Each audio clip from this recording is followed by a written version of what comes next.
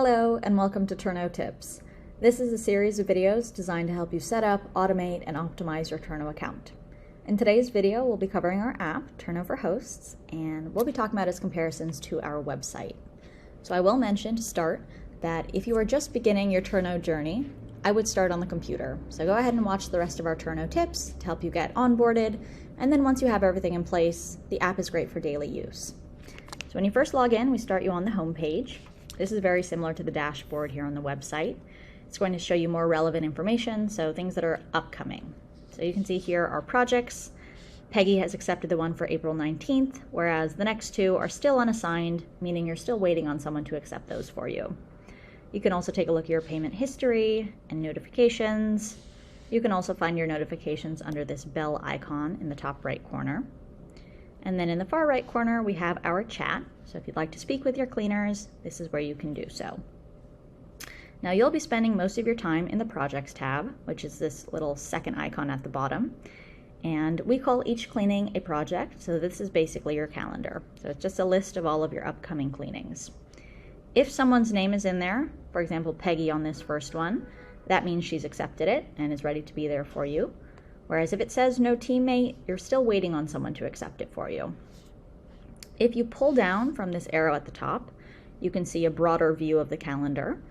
And if there's a little colored dot on it, that means you have a cleaning scheduled that day. If the dot is red, that means you're waiting on someone to accept it, whereas if the dot is blue, that means that they have accepted it and are ready to be there. If we go ahead and click in, this is very similar to the Projects tab on the website, by the way, in List View. But this is where you can see all of the information your cleaner can see. So we are showing them the start and end time, if it's a same day arrival so that they know to stay within that time frame, guest information, door codes, checklist and inventory, any notes you may want to leave them. And like I said, it's very similar to what we're seeing over here in the Accepted Projects tab, as well as this Notify Early Checkout button. So if your guests let you know they're leaving early, you can hit that to let your cleaner know that they can come in a little early now. Now, if you have anything to edit, you can click the three dots in the top right corner here to edit the project. So this would be things like maybe setting a custom price for whatever reason. Maybe there were pets or there was a party thrown, so you're paying them differently.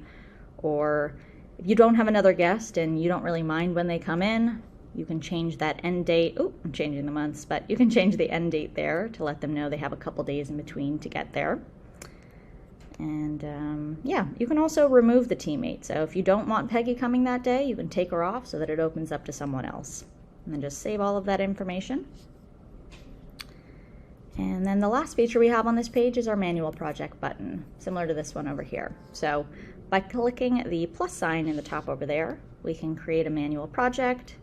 And this is for anything you might need done unassociated to your booking calendar. So deep cleans, test cleans, mid-stay cleans, or if you've invited on people other than cleaners. So if you have your maintenance man here on Turno and would like to schedule them, you can just plug in the dates and times, set their rate, and these projects work the same way in the sense that this person will still be able to accept or reject, check in, check out, get auto-paid, all the same. And then top right corner here, if you'd like to filter, you can do that there. And then if you click the refresh button, we will sync it again for you so that everything is fresh. Now, if you're looking for cleaners, or if you already have an open search or would like to place one, you can click the icon in the middle, or marketplace. This is comparable to our cleaner search here.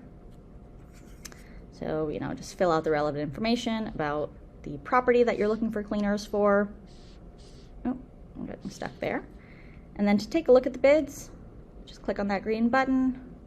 You can click in to read their bios, reviews, and all of the information about them. And if you are interested, just go ahead and accept that bid. Now, the reason I mentioned that some things are easier on the computer is because the app doesn't have all of the same capabilities. So for example, here under payments, we can see our payment history, but we wouldn't be able to add any cards or bank accounts.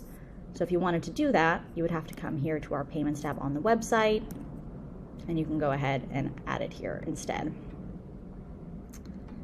Now, if we click the More in the bottom right corner, you'll see very similar to over here just some more tabs. So for example, if we were to click on properties here, it's going to ask us to open in browser. So you don't have the same capabilities here. You would have to bring it all the way into the website and log in.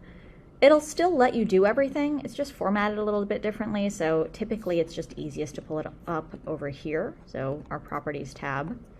This is where you can change settings like check-in and out time and things like that.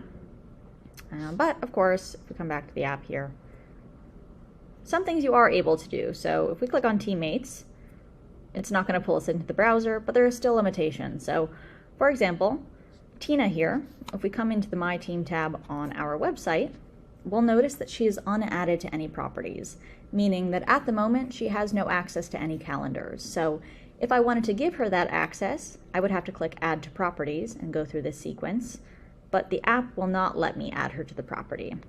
It will reflect any settings that I've already changed though. So for example, Kyle here, I already added him to the properties on the website, so we can see here that he is added. So you're just going to have to play around a little. You know, if you click on something and it tries to pull you into the browser, maybe it's time to switch over to the computer.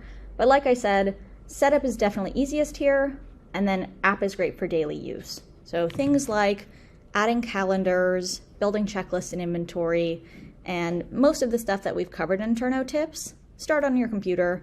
And then of course, if you have any questions, we do have the 24/7 customer service chat, and within the app, you can find it under this little question mark. Oh, there we go. And, you know, ask them any questions that you may have. All right, so that kind of covers it for our app video. Have a great day.